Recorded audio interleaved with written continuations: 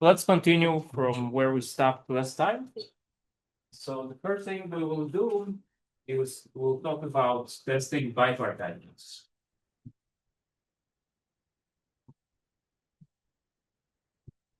The theorem that we'll prove, so this is due to Goldwasser, Bond, 98, is the following. So if G is epsilon far from bipartite,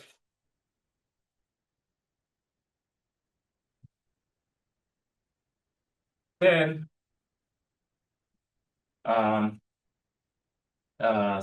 sample of essentially 1 over epsilon squared vertices, some log term vertices is not bipartite.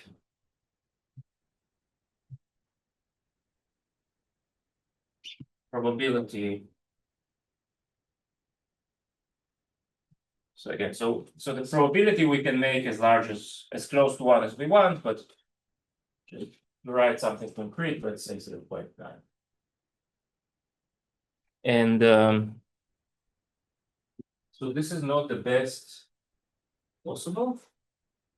So in fact, this can be improved to 1 over epsilon, which is best possible up to the log terms. And the same is known, in fact, similar results are known not just for bipartiteness, but for calculability and also for hypergraph calculability. So for a very general method, similar properties. Let's prove this. So the idea is to sample into rounds. So we will first sample one subset X, and then based on X, and then we'll sample a second subset Y, and we'll see how this works. So before we do that, we need to clean the graph a little bit, make our lives easy. So we can delete at most epsilon n square over 2 edges to get a subgraph such that for every v, we have a spanning subgraph such that for every v, either it has degree 0 or it has degree at least epsilon n over 2. Right, so we can pass to a graph with large minimum degree. So how do we do that? Just as long as we have a vertex with degree less than epsilon n over 2, we delete all edges that touch this vertex. And in total, we will delete at most this number. Because for each vertex, we'll delete only epsilon n. Okay, so now the isolated vertices, we can ignore them because we can, if we get a bipartition of the rest, we can just place them in one of the parts. And also we know that G is epsilon over 2 far from bipartite.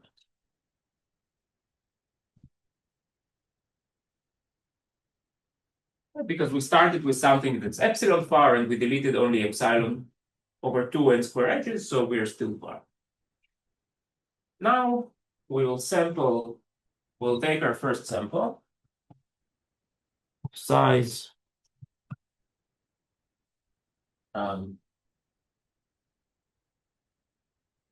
so sample X, size S, and S is following. So 2 over epsilon times log, say 100 over epsilon. Now, so if the degree of V is at least epsilon n over 2, then we want to say that we are likely to sample a neighbor of V. Right, then the probability that the neighborhood of V section X is empty is at most 1 minus epsilon over 2 to the power S, because we have to miss the neighborhood S times, which is at most e to the minus epsilon S over 2. This is why we put 2 over epsilon here, and now we see that this is at most epsilon over 100.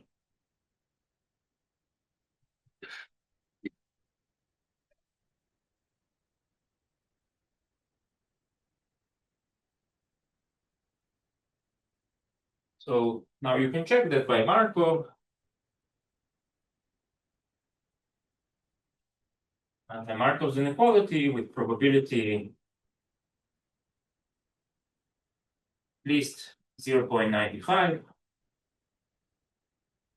or all but most epsilon n over 5 vertices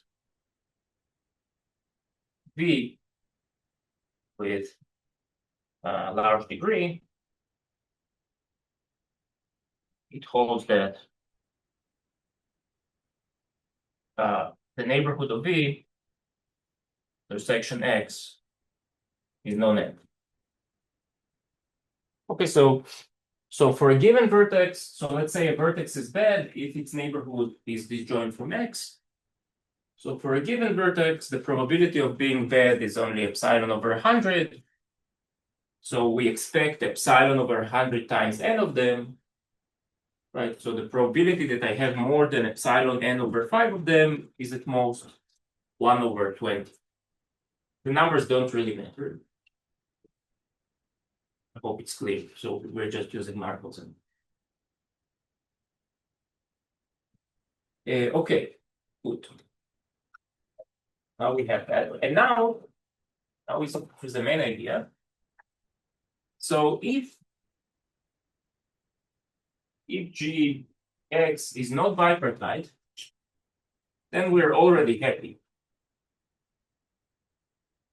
and done, right? So remember that our sample consists of 2 stages, first X and then Y, and we haven't sampled Y.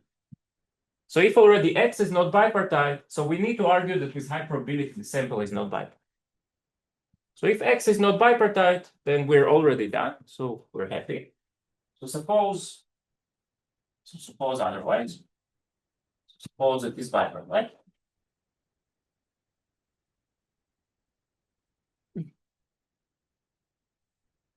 And let's fix a bipartition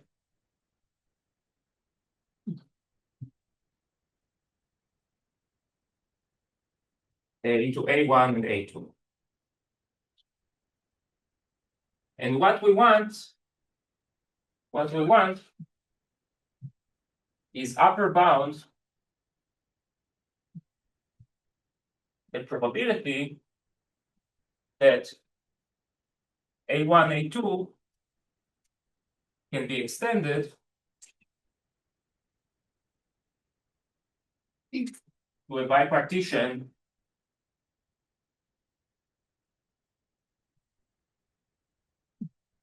of X union Y.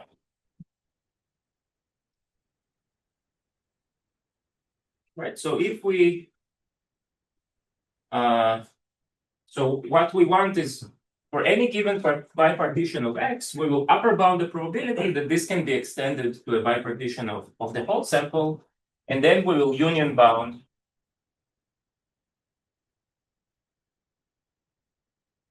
this will be first, and then we'll union bound over the choice of A1, A2.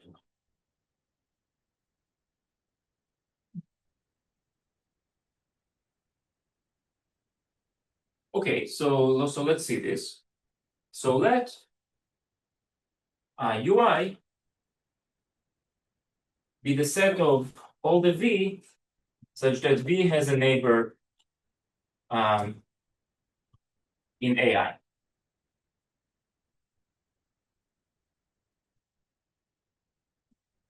So for I equals 1 and 2. And we know that U1 union U2 contains all vertices, all but epsilon n over 5 non-isolated vertices. So there are some isolated vertices, we don't care about them. And the other vertices have high degree. So almost all of them actually have a neighbor in X, and therefore they have a neighbor in A1 or A. Now,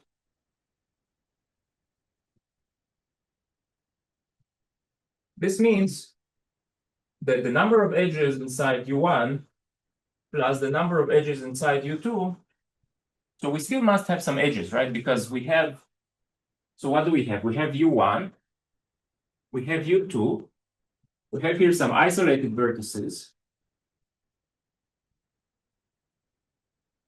and we have some small set of at most epsilon n over 5.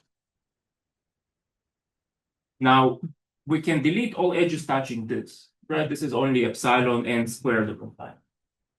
So this touches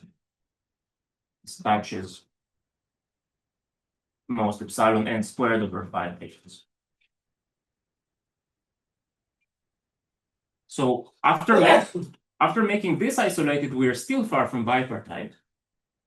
So that means that, so now all of these are isolated, so we can add them to any bipartition, we don't care. So here we must have, so if we partition into U1, U2, we must have some edges inside. Right? So we must have quite a few because otherwise we're close to being bipartite. Is this clear? Questions?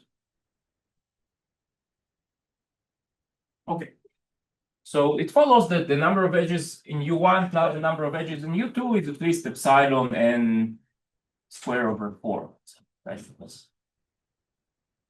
We're epsilon over 2 far, and here we only have over 5, so we can safely put here 4. And now observe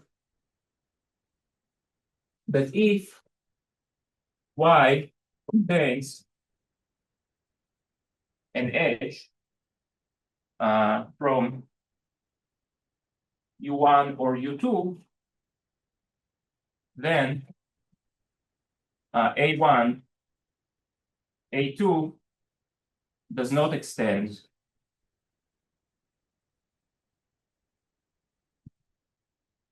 to a bipartition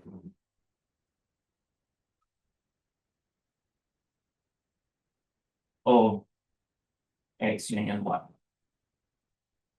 Right? Because if it does, so how can we extend? So we have A1, A2, but now everyone in U1 have neighbors here, so they must be on the other side. And everyone in U2 have neighbors here, so they must be here. But now if here or here there is an edge, then this is not a bipartition. So now all we want to do is to bound the probability that Y contains no edges from U1 or U2.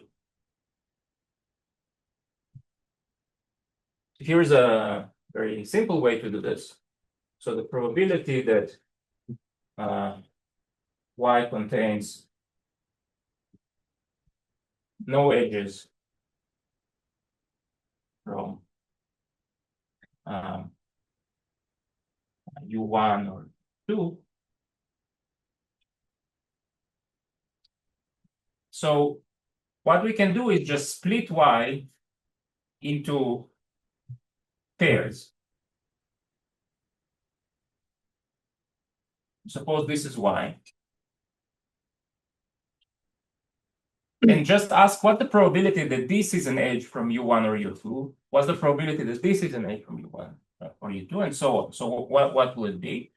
So whenever we sample, because we have this, then we have at least this probability. Actually, I can put here epsilon over 2, doesn't matter. To sample an edge from U1 or U2. And we have y over 2 tries for this.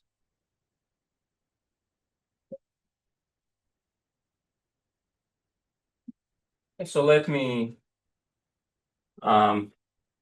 tell you the size of y so that this whole thing works.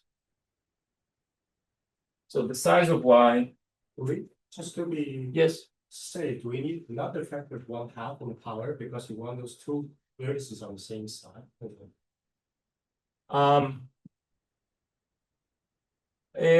I don't think so, because all I want is to sample an edge, right? So I sample this. This is a uniformly random pair from my graph. I see. Okay. So I just ask, what's the probability that it falls on this set of edges? Okay. Things. Okay, so the size of y will be 100 times s over epsilon. So s was the size of x. Where do we have this? Right, so x is roughly 1 over epsilon. So here we have another 1 over epsilon. So this is big O up to a log term of 1 over epsilon. So this is as promised. And now let's just bound this thing. So we have e to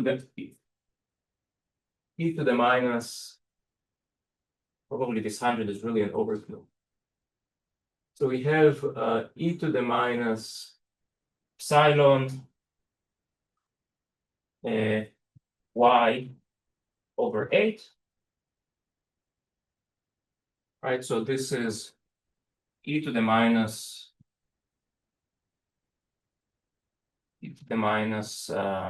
so the epsilon cancels, and I can write here maybe 10s. Right? Yeah, and the last thing we want to say is that the number of choices for A1, A2 is only 2 to the s, so we can take then we can take the union bound.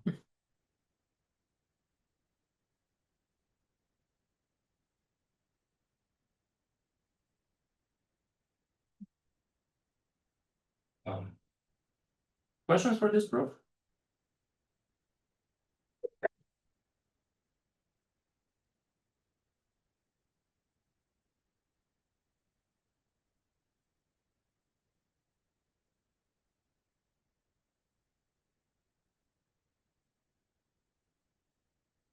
Okay.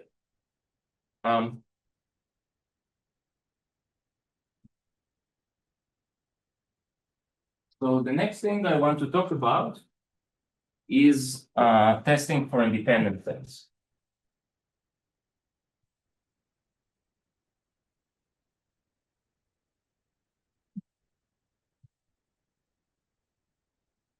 Here's the theorem that will prove.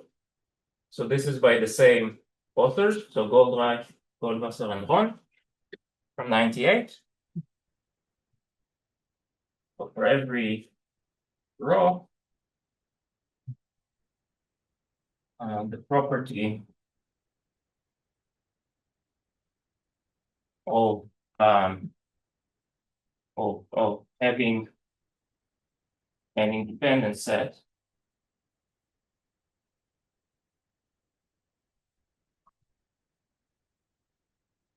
of size at least rho times n is testable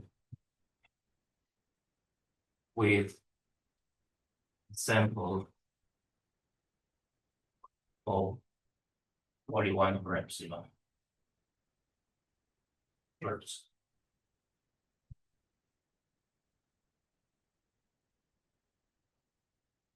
Okay, so this is the theorem we'll want to prove.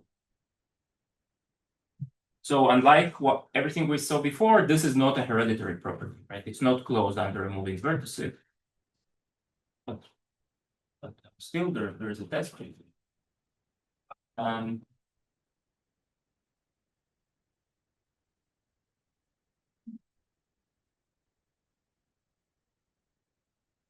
so what will be the tester here? So let's first say what the algorithm is, and then we will try to analyze it. There is a kind of a natural choice for algorithm.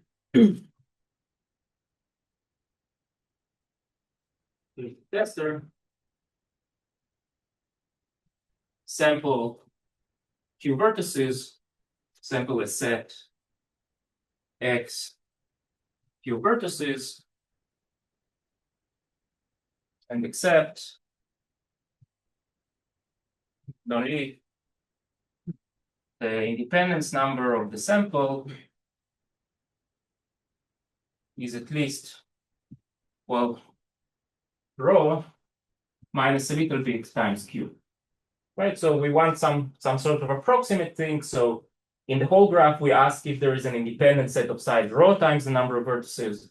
So here we allow ourselves a small error, and probably you can make it work with any small error, but let's say epsilon over 4. Convenient for us. But should we replace Q by X? Q is the size of. Yeah, but inside should be. Yes. Thank you. Mm-hmm. Okay, so there is one direction. So now we have to analyze this, right? So we have to say that if the graph satisfies the property, then with high probability the algorithm accepts. And if it's far from the property, then with high probability it rejects. So one of these directions is much easier than the other. So can you tell me which one is easy?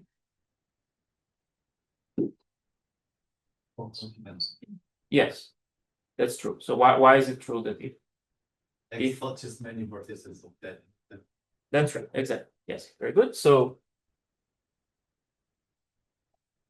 if alpha of G, so if there exists, let's say, I independent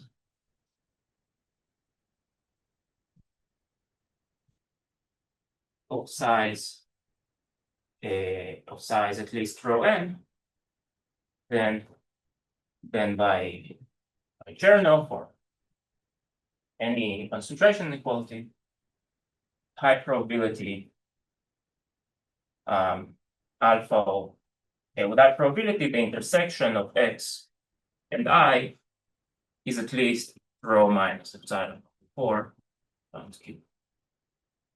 Right, so it will have it roughly the same proportion as in the whole graph. So in this case, the algorithm will accept it, and that's good. So the difficult direction is to prove the other things. So let's state it. So if G is epsilon far from having alpha G at least rho times n, then with high probability, a sample X of Q. So now I'll tell you what Q will be.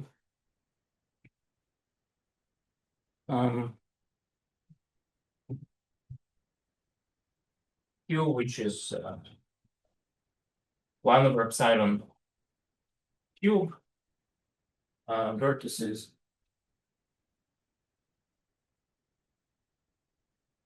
satisfies that the alpha of Qx is at most rho minus epsilon over 4 Q probability. Again, let's say 0.9. Okay, so this will prove that our algorithm is correct. Yes. So if you're far in your end, does not allow adding vertices, but only moving it. It does not allow adding edges. So you can allow it, but of course it's not useful. Adding vertices. Not adding vertices. Adding vertices is never allowed. So you cannot change the vertices. You can only add or remove edges. Oh. But adding edges doesn't make sense. Session.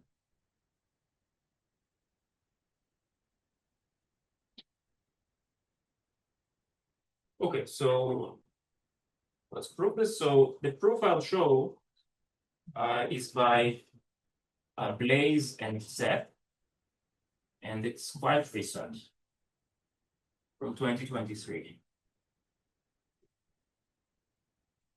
And it's nice, it uses the container method. So who has seen the container method before? Okay, so it will be also maybe an introduction to the container. Okay. So observe that by assumption,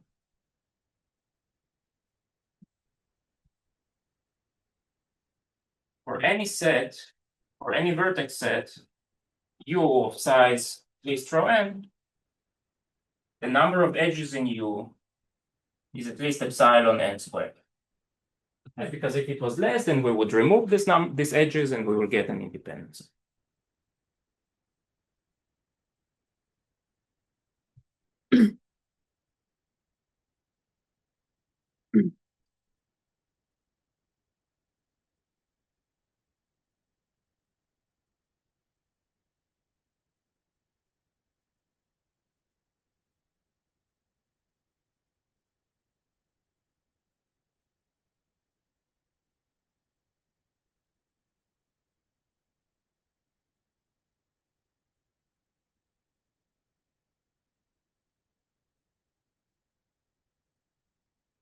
Okay, and in fact, we can say a little bit more.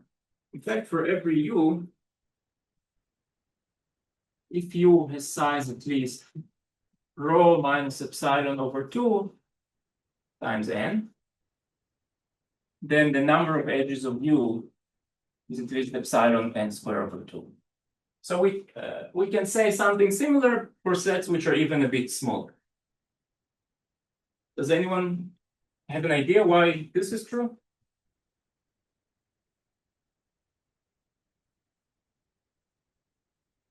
The oval is to make large independence.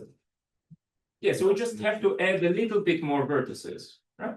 But because it's so little, then we can take these vertices and just remove all the edges touching them. So just add epsilon n over 2 vertices, remove the edges touching them, and remove the edges in U, right? So let's say else add a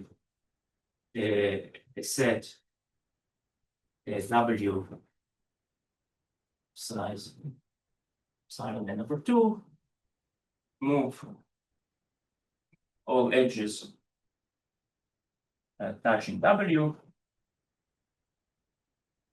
So this is at most W times n, which is at most epsilon n squared over 2, and remove the edges inside U. And now U union W is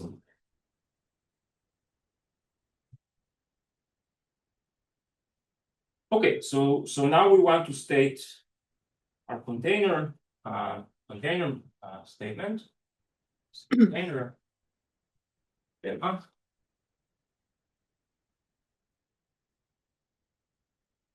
So for every independent set I G, there exists some set F depending on I, which is contained in I and has size at most 1 over epsilon. And there exists some set C, also depending on I, such that I is a subset of F union C, and C has size at most rho minus epsilon over 2 times n. And furthermore,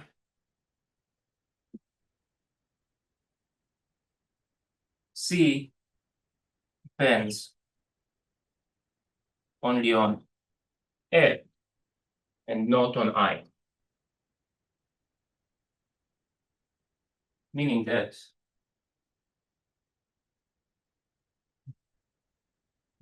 C of F is the same as C of I. Okay, so this is a lot of information maybe, so let's go over this.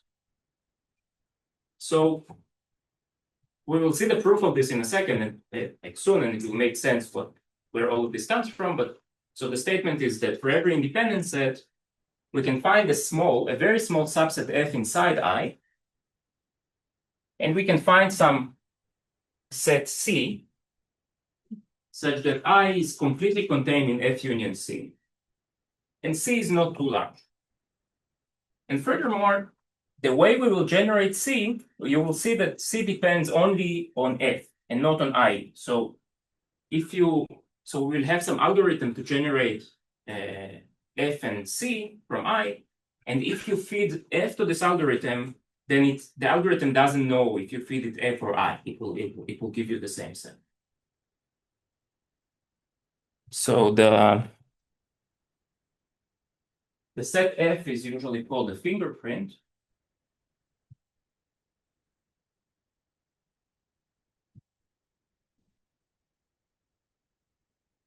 And the set C is called the container.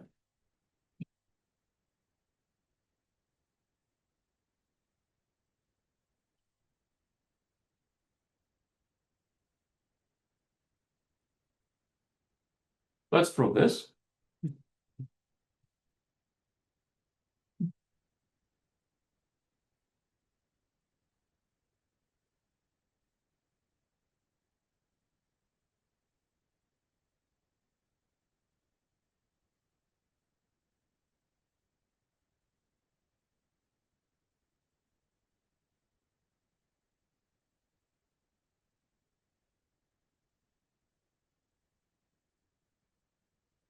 So what we will do, we will use the container algorithm. So now I'll tell you what this is.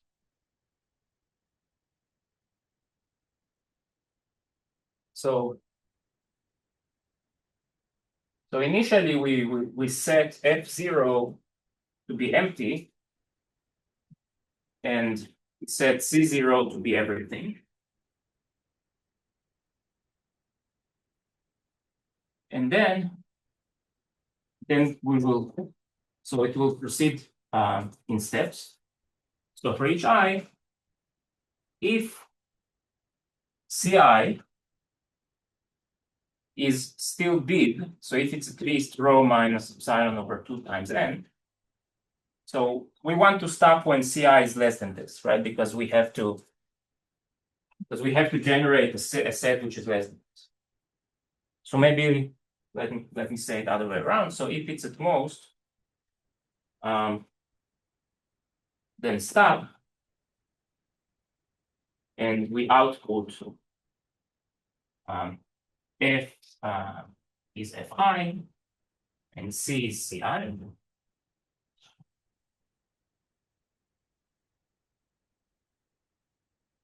And otherwise,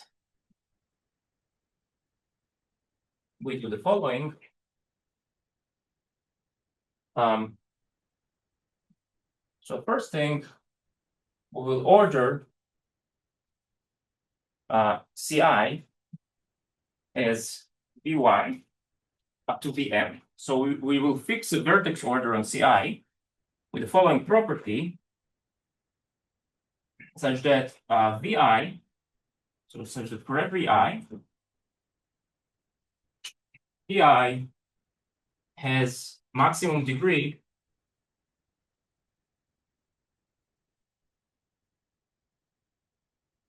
in the graph induced by Vi plus 1, and so on, up to Vn.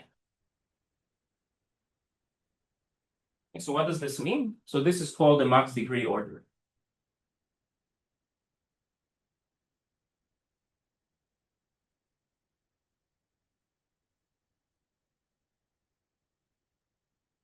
So how do we get this order? So just look at all the vertices of Ci and choose and pick one that has maximum degree, and this will be V1. Now remove V1, look again at the graph, take one with maximum degree, this will be V2. And repeat this until you have the full order. Is it clear? Okay. Next step is let J minimal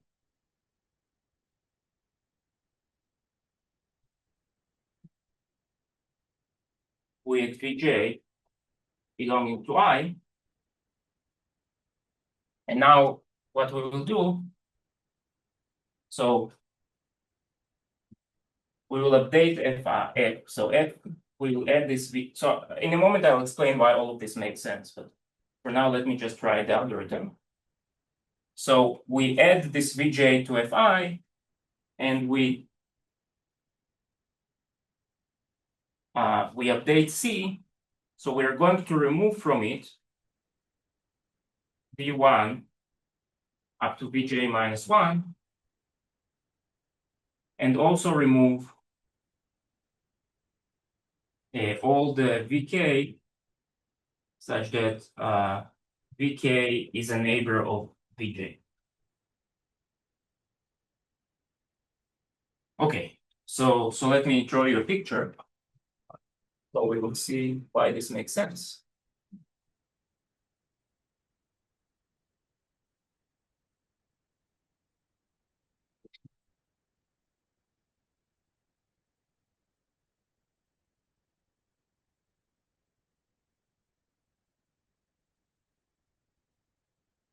So the idea of this algorithm is that we are gradually discovering which vertices cannot belong to I.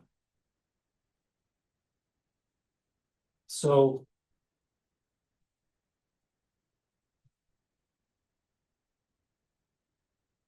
this is Ci.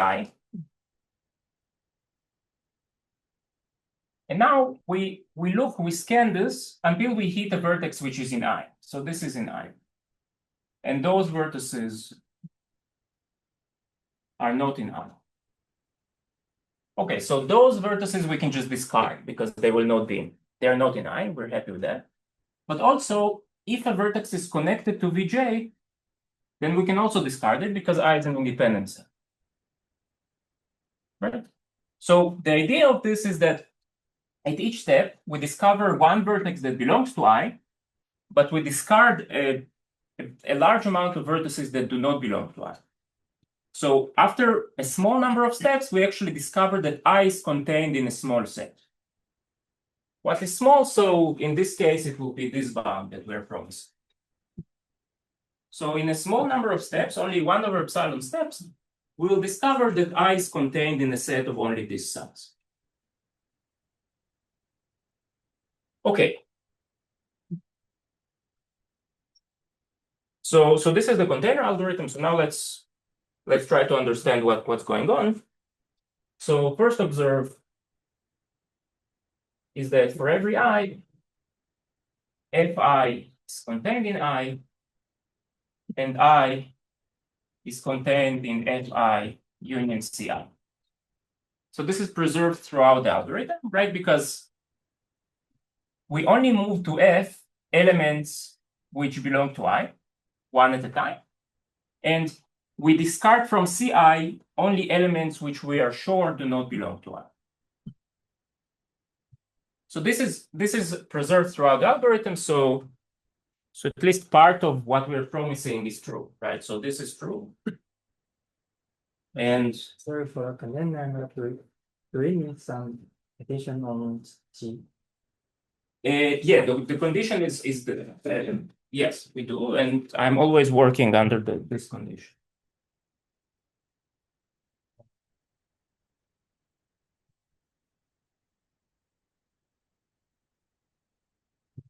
Okay.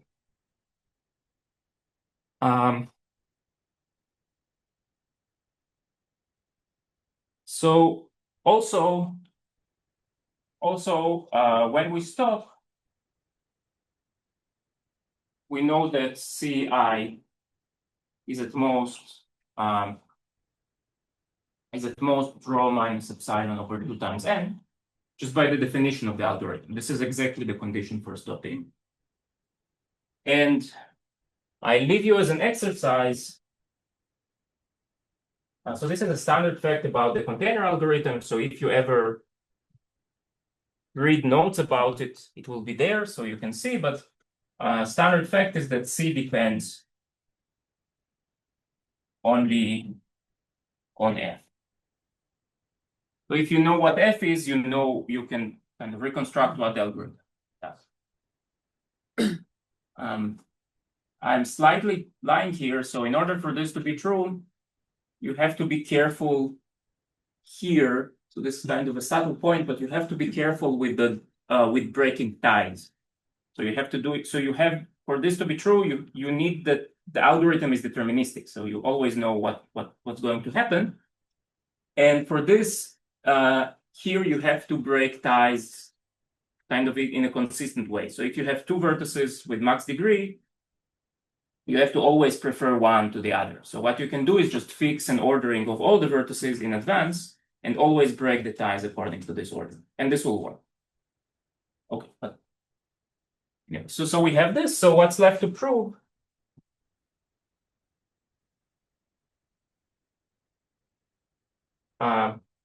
So the number of steps that's denoted by T of the algorithm is at most 1 over epsilon. Right? Because the set F that we output in the end has size T, because F gets one vertex at each step. And we promise that F is at most 1 over epsilon. So we need to show that the algorithm stops after at most this number of steps. So suppose not. And consider any step I except the last.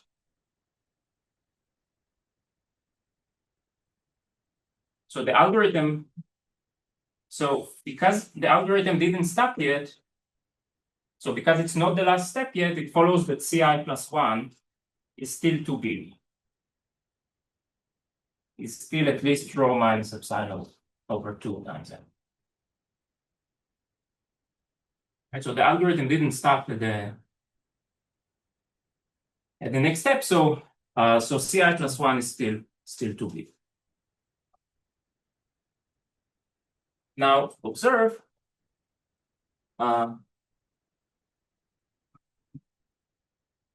Let's go.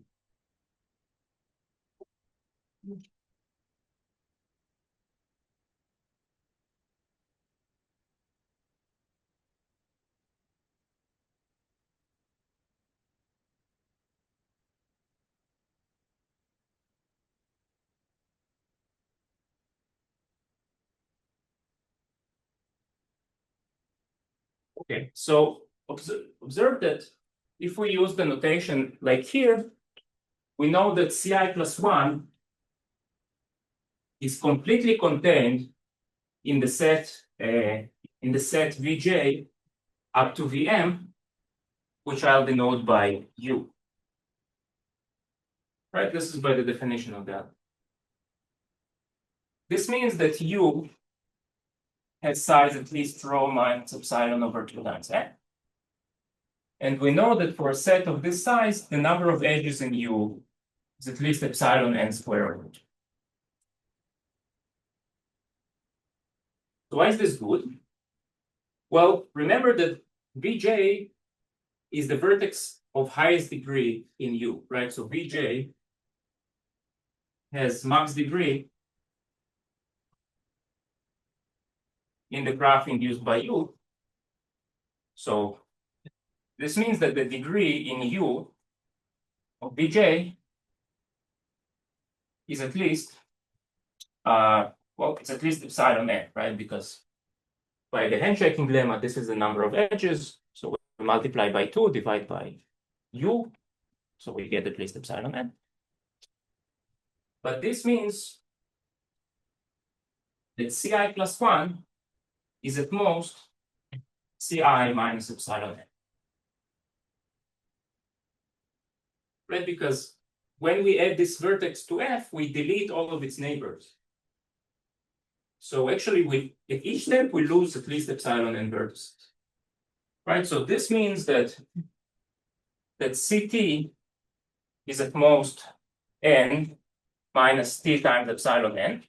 So if we run the process t times, then we have this, and this means that t is at most 1 years.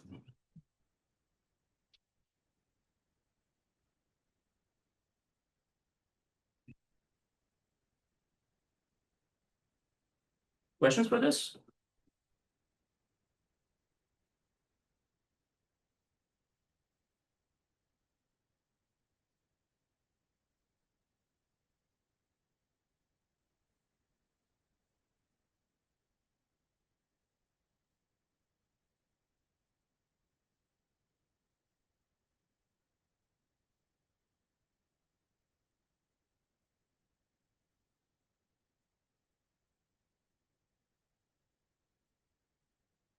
Okay, so we proved this container lemma. And what we want to do is to prove the theorem. So here's the theorem.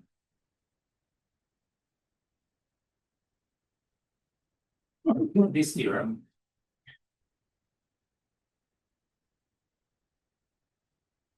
So let's prove the theorem.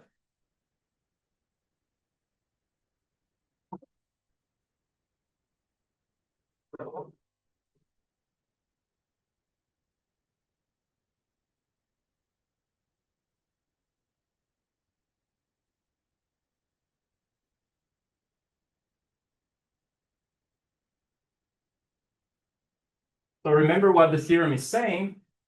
We have a graph which is epsilon far from having an independent set of size rho times n. And it's only raised. And we sample a set of size roughly 1 over epsilon cube.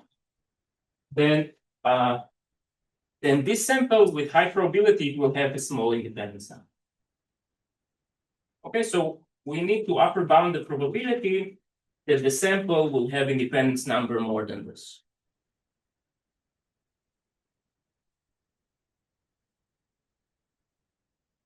Okay. So let's see what it means. Suppose that x, so let me denote x by the vertices that we sample by x1 up to x cubed, contains an independent set I of size of I is rho minus epsilon over 4 x cubed.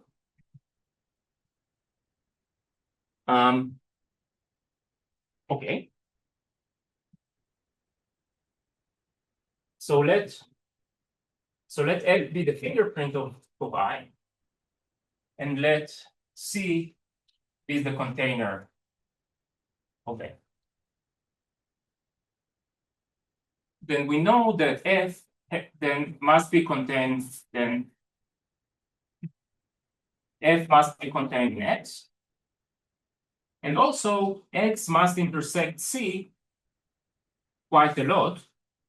So how much? So at least this amount. So rho minus epsilon over 4 times Q minus the size of F. Right, so we have the vertices of F, but then we must have an additional this many vertices, and they all have to come from C. But I is contained in F union C. And F is very small.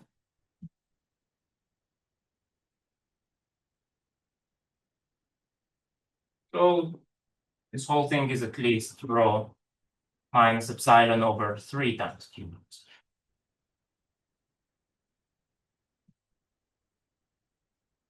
Okay, so what we want to do, so we upper bound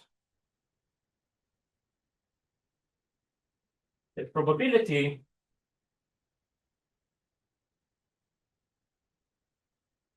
such that for some f subset of x of size at most 1 over epsilon, it holds that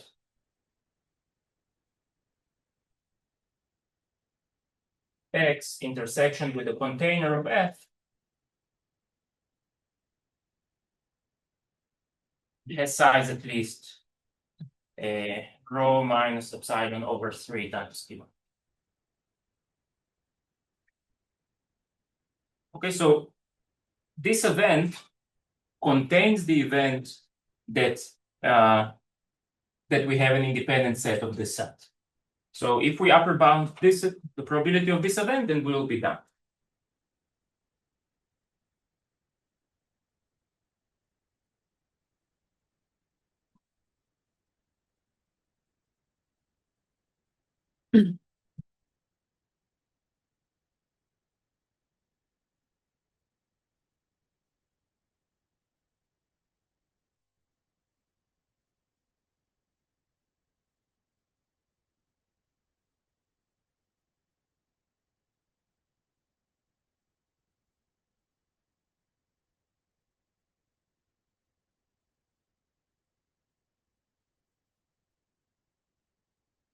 So first, let us fix the index set.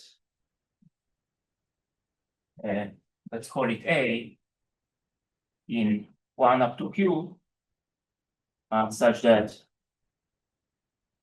xi pi in A is equal to f. So we have, so x is x1 up to xq, right? And each of them we choose randomly, uniformly at random.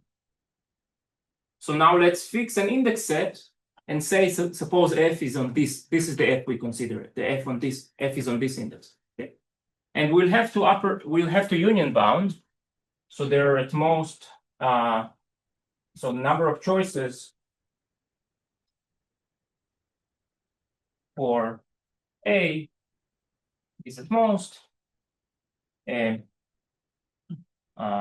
so it's the sum over all I from 0 to 1 over epsilon.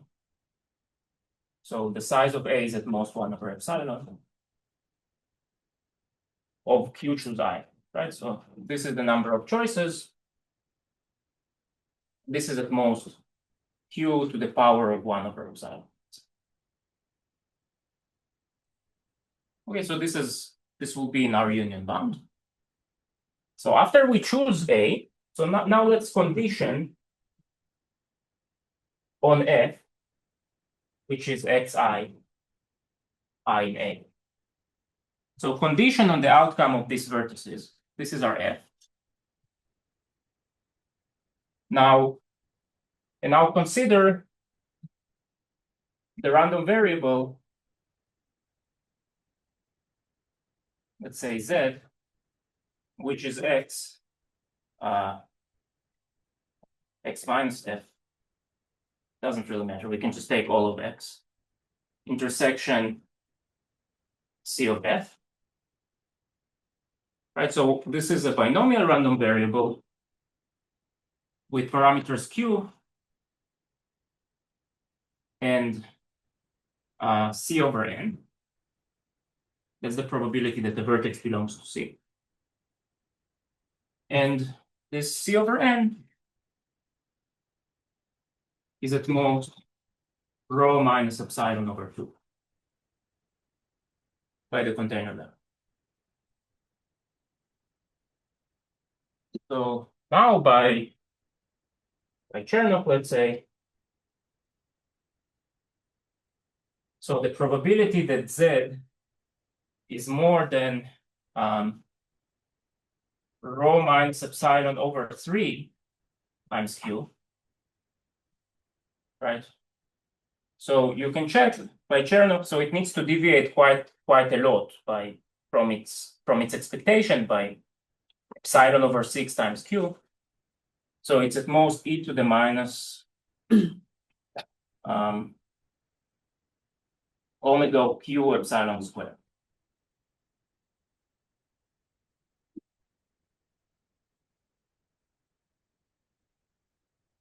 So now all I have to do is compare this to this. And if this beats that, then I'm happy.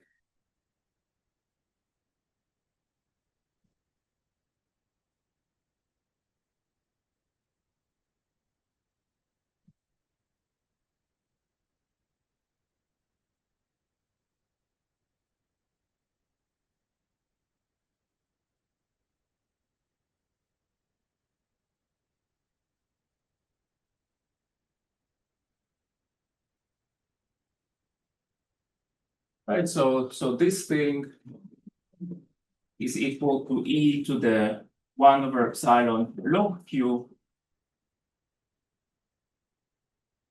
So what we need is that q epsilon squared is bigger than 1 over epsilon log q, and this holds for q, which is some big constant, log 1 over epsilon cube.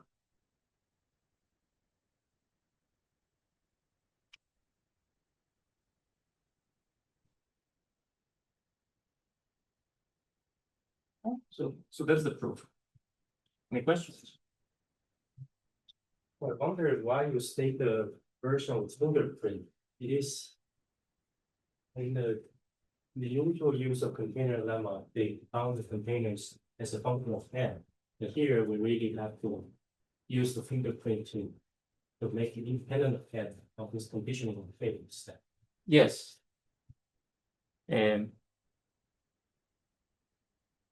not sure what the question is. Well, I'm saying they adapted the use of container a little bit here. That's true. Because the usual way of taking union files union over all containers. But here, over That's all true. containers will be a function of n. Will be n to 1 over epsilon, Right. which will be too big. Yeah. Yes. But here, because you're somehow here we are in the setting that the sets of the size that we care about are really dense. They have epsilon and square edges. So this allows us to finish the process very quickly. The next question is, this seems like you can also use it for testing. Okay, it's a bit silly to use it to test triangle freedoms, but you can construct this hypergraph where the vertices are edges and you form a Right. hypergraph with this triangle. You also need to think what exactly this means, right? So you want, so you assume it doesn't have a big, you assume that you have to delete many vertices to get a triangle-free subgraph, right? That's what it means, epsilon phi. So you assume that every independent set misses epsilon and square vertices is auxiliary. I think. Or maybe, yeah, maybe we can state everything just in terms of graph version. Let's say you are epsilon far from triangle free, right? Then I have to think of it. Did they redo this and compare the testing, the quantitative down? Yeah, so what I presented is not their proof, it's a simplification of the proof. So if I'm not, so they get an optimal bound, which if I'm not mistaken is 1 over epsilon squared for this problem. So we got Q. So I think their analysis is somehow more clever. I'm not sure. So it's actually, yeah, it's surprising that using these containers, they get optimal bounds from many things. So for K coloring, they get the optimal bound, they reprove the optimal bound. Here they prove first time the optimal bound. And they even prove essentially optimal bounds for, so one of the most general forms of coloring is called satisfiability, where instead of a graph, you have kind of a SAT formula, or CNF formula, and you ask, can you satisfy it? Or do you need to delete many clauses to satisfy it? And basically, this generalizes graph colorability and hypergraph colorability. So they can prove for this also with this method. With the hypergraph container lemma, they can optimal bounds. More questions?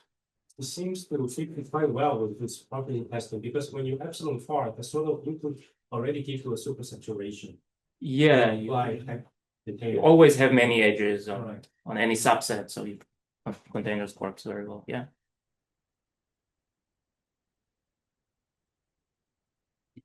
If I'm not confused, the last sentence word for it was zero whatever is going over if the third if the C is not something constant but not the C, right? Sorry, C is just a constant. Yes.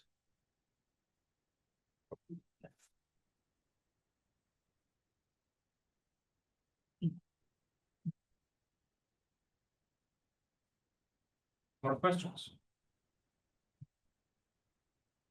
Okay, so we still have half an hour. So I want to talk a bit about hypergraph regularity. Hypergraph is the dimension.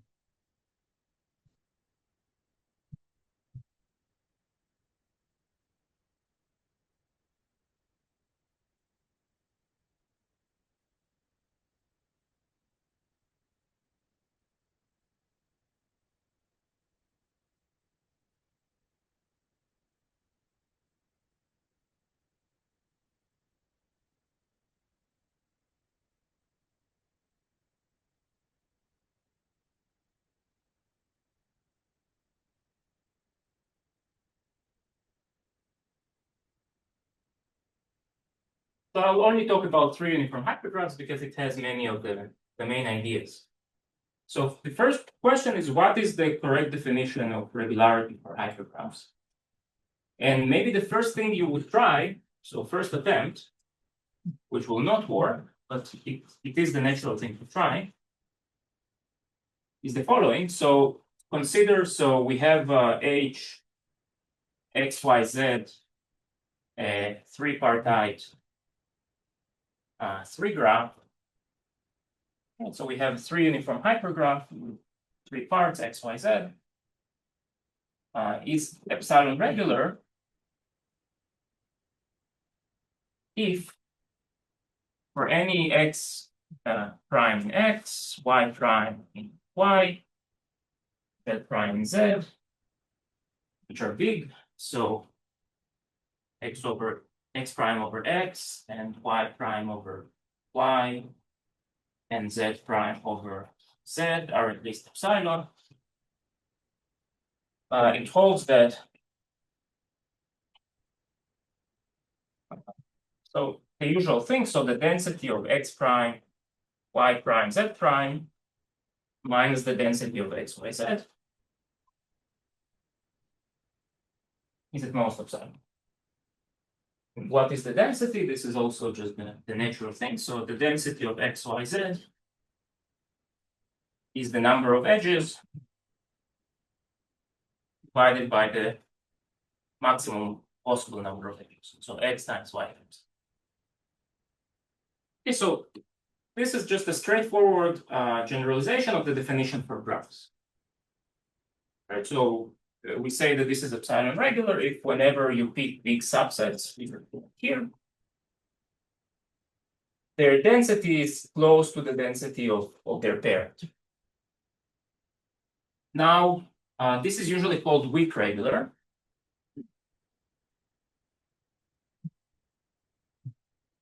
It's called weak regularity.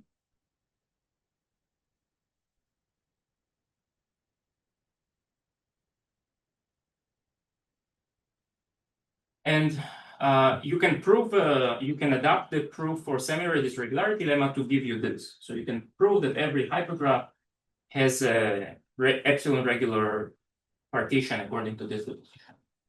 The problem with this is that it does not imply counting.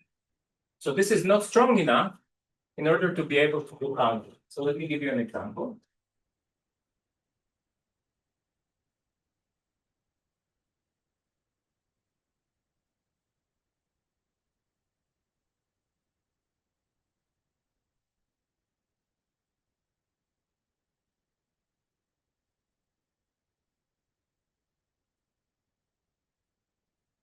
Problem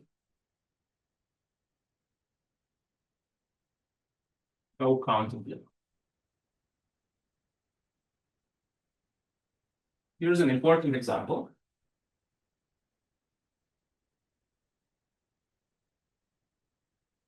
So take random graphs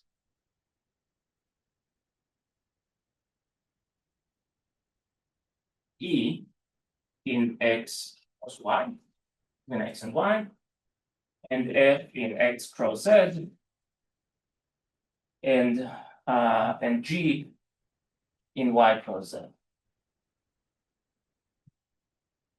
And let H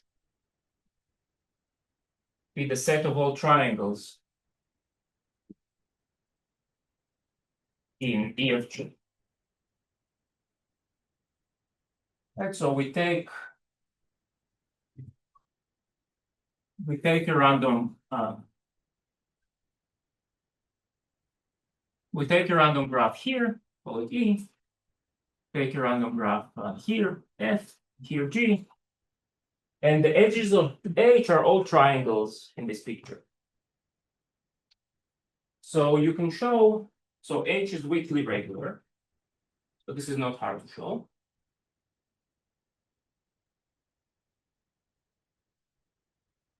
So if you pass to any subset here, here, and here, then between them, what you see is also essentially a random graph. So the density of triangles will be essentially the same. But there are some things which H does not contain. So the counting lemma should say that H contains a copy of any three-partite graph, or let's say a tri-induced, like an induced copy of every three-partite tree graph. So H doesn't have tri-induced. I'll remind you what this means. Copy of example of K 2 minus an edge.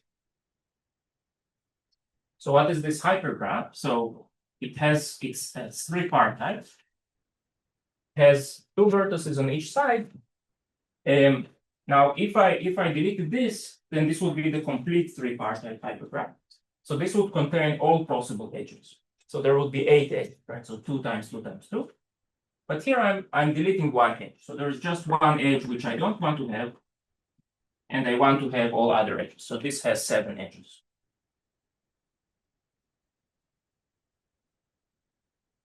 And I claim that in H, I cannot find a tri-induced copy of this. So I cannot find 2 vertices in X, 2 vertices in Y, and 2 vertices in Z, such that I have exactly 7 edges. So can someone tell me why this is true?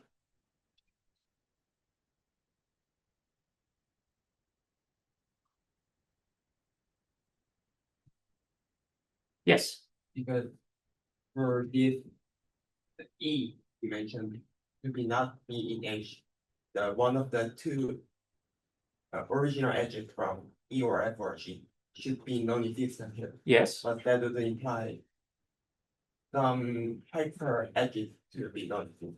Yeah, at least 2, right? So you're saying that in order for this to be missing, then we have to miss either this or this or this.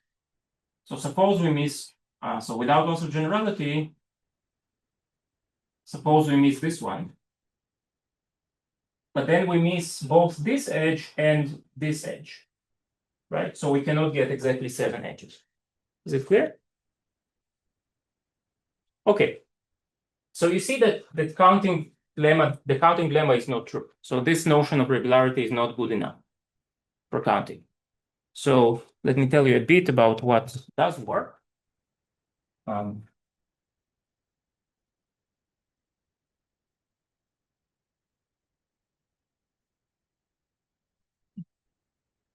So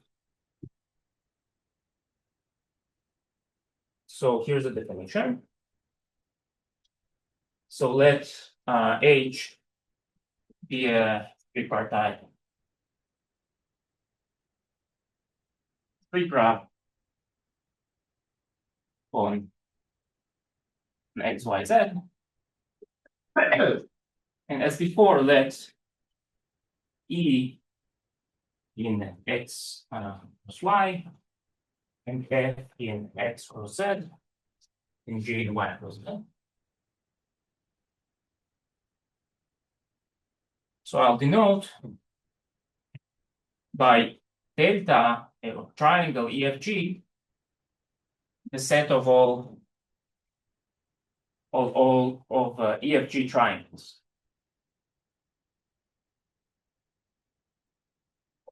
Right, so it's the set of all triples, vertices, such that this belongs to E, and this belongs to F, and this belongs to G. Now, what we want to look at is the density of H over EFG. So what is this? We want to measure out of all the triangles how many of them make edges of H.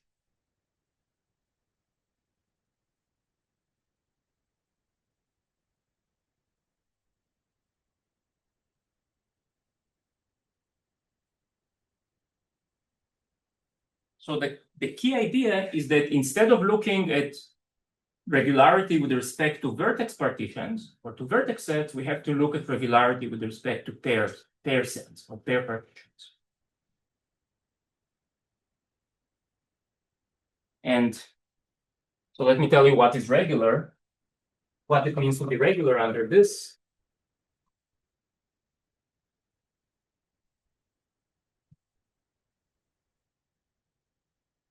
Under this definition.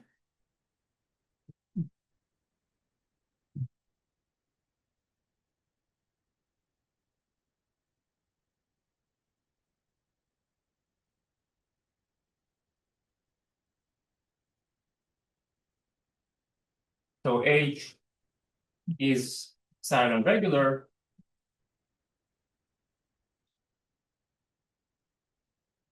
with respect to EFG if all E prime in E, F prime in F, and G prime in G with such that the number of triangles formed by E prime, F prime, and G prime is at least epsilon of all the triangles formed by E and G. It holds that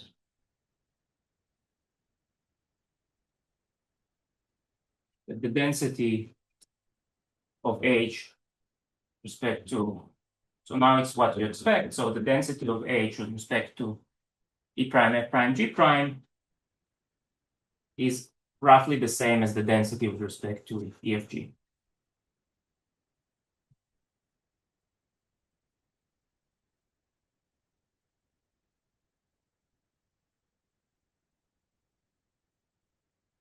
Questions?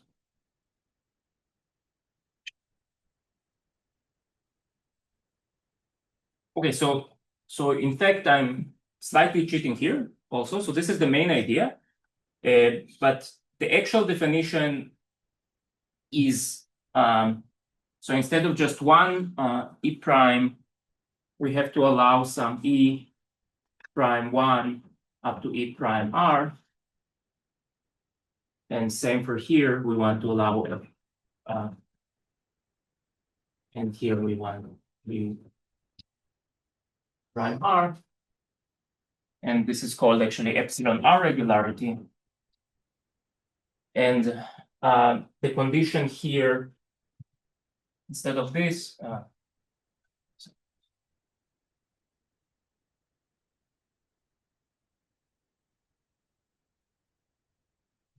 I need instead I need the size of the union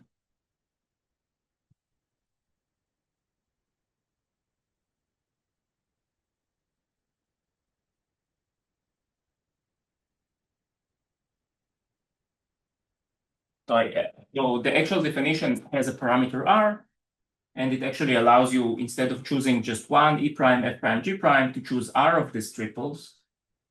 And then what we look at here is we look at the number of triangles of each such triple EI prime, FI prime, GI prime, and we take the union. And similarly, here we have to replace it by the density with respect to the union. Okay. Let's stop here. And so another thing to know is that in order for this to be useful, we have to be able to count the triangles in EFG, right? So since the condition is with respect to the number of triangles, we need to have good control on the number of triangles. So in order to count EFG triangles,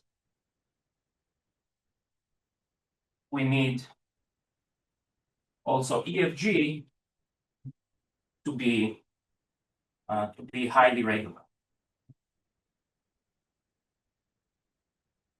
So now as graphs, right? EFG are bipartite graphs. We need those graphs to be regular. Now there are two notions of regularity here. There are these graphs that have to be very regular, and then there is the hypergraph that needs to be regular with respect to that. And so the regularity lemma, what it gives you is a partition of the vertices and the partition of the pairs. So regularity lemma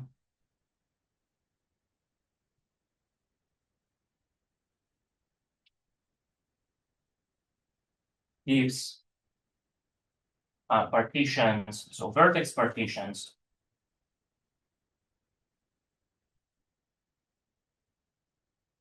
of X, Y, Z, and for each let's say for any parts X prime, Y prime, Z prime, it gives a pair partition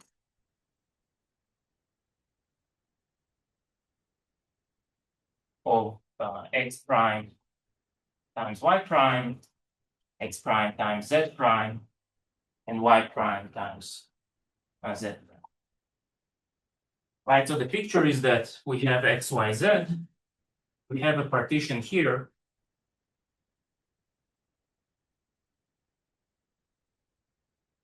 And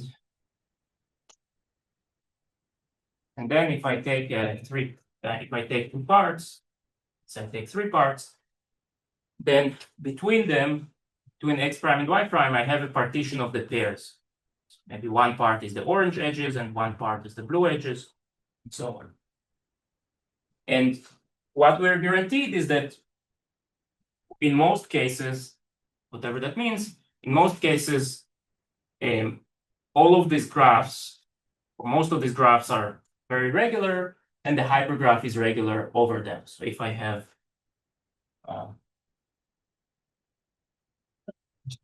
if I take X prime, Y prime, Z prime, and I take, here I take the part of the orange edges, and here the red edges, and here the green edges, then in most cases the hypergraph is so if this is E and F and G, this is F, G, then the hypergraph is regular over this strip.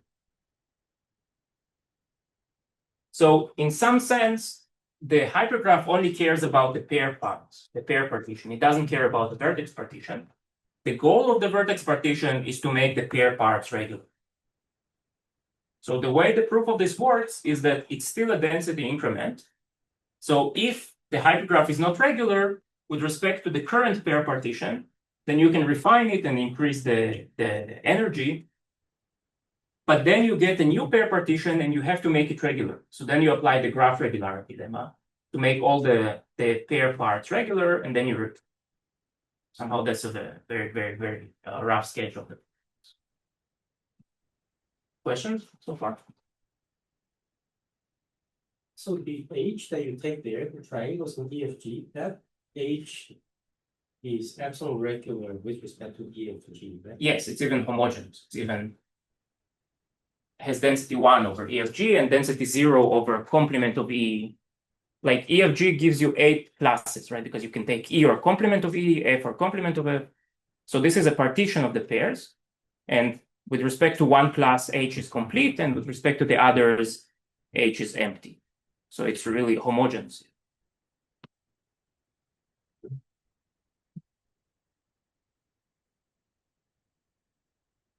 More questions?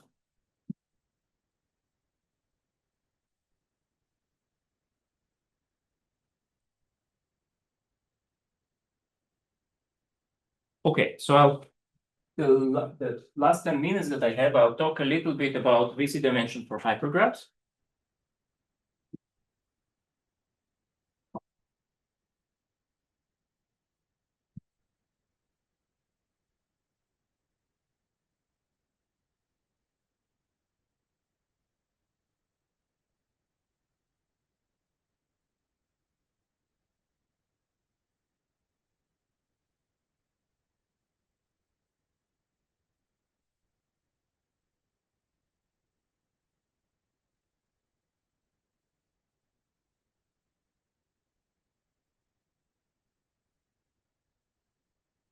So let's recall the definition for graphs and let's try to adapt it to hypergraphs.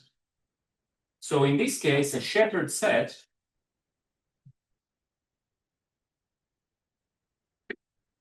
in this case, it will be a set of pairs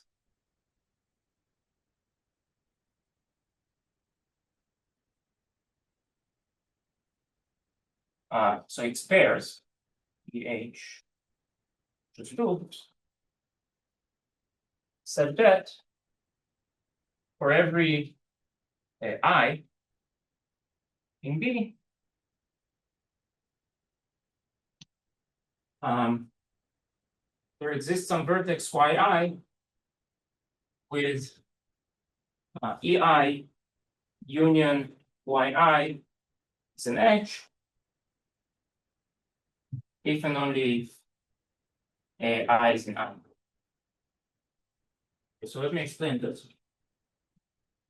So in the graph case, a shattered set was a set of vertices. And then for any subset of the vertices, I could choose any subset of these vertices and I would have some vertex yi that's connected exactly to this subset. And here it's very similar, but instead of a set of vertices, I have a set of pairs. So I have E1 up to ED. Or let's say I have 2, so I have E1 and E or 3, E1, E2, E3. And I can choose a subset I. So let's say I is 1, 3. And then there is some vertex yi that makes an edge exactly with those. So it makes an edge with E1 and E3, but it doesn't make an edge with E.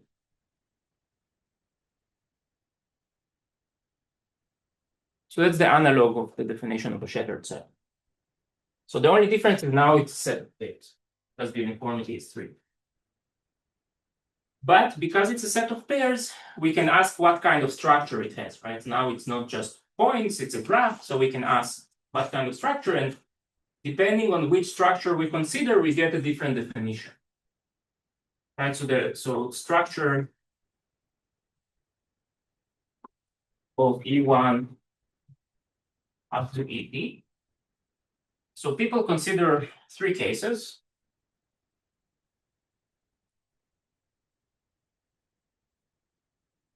So you can assume there is no structure, so you don't require anything. And this is usually called the VC dimension. Okay, so when people talk of the VC dimension, they usually mean this.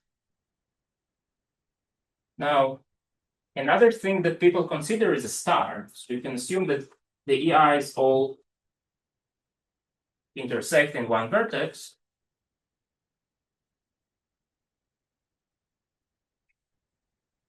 And this, for some reason, is called VC one dimension. And the last thing you can assume is that it's a complete bipartite graph. So this is kind of the strongest.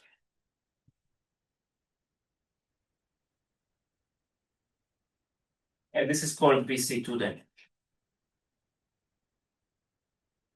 There is a reason for this indices, but I might not be able to get there.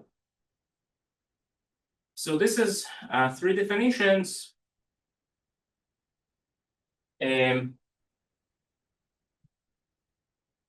So somehow, if you say that, if you say that the VC dimension is bounded, saying that this is bounded is the strongest assumption. Saying that this is bounded is weaker, and saying that this is bounded is even weaker. So I have very little time left. So let me tell you just a little bit about what is known.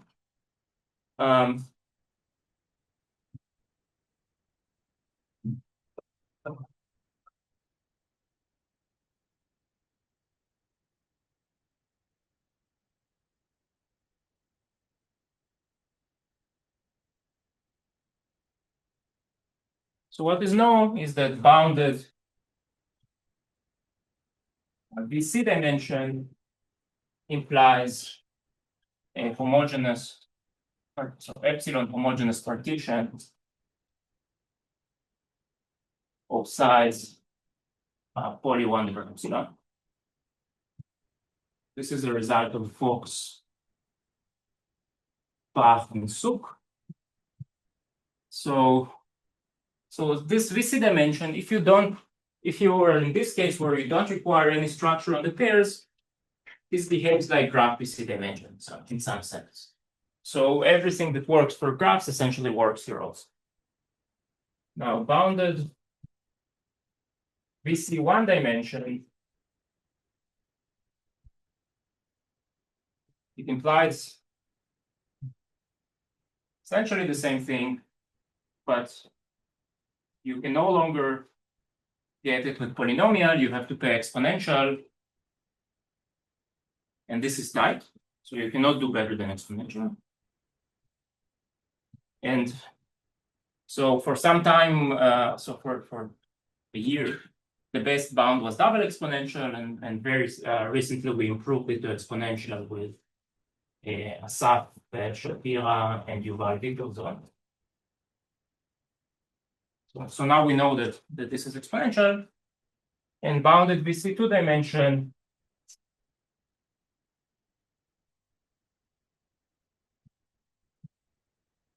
so this case is different. In this case, you cannot get a homogeneous vertex partition. And actually, we already saw an example for this. This is this example. So this example does not have a homogeneous vertex partition because of this random graphs. So however you partition the vertices, the hypergraph will have density, whatever the density of triangles is, 1/8. So you cannot get densities close to 0 or 1, but what you can get is epsilon homogeneous pair partition. So this is really what Hong was asking. So you get the epsilon homogeneous pair partition size f of epsilon. So some size depending on the. Right, so this hypergraph has bounded VC two dimension because it avoids this, it avoids something as a, so I didn't say it, but bounded VC two dimension is the same as avoiding something as a tri-induced copy. And it avoids something as a tri-induced copy, so it has bounded VC two dimension. And indeed, we have this epsilon homogeneous pair partition.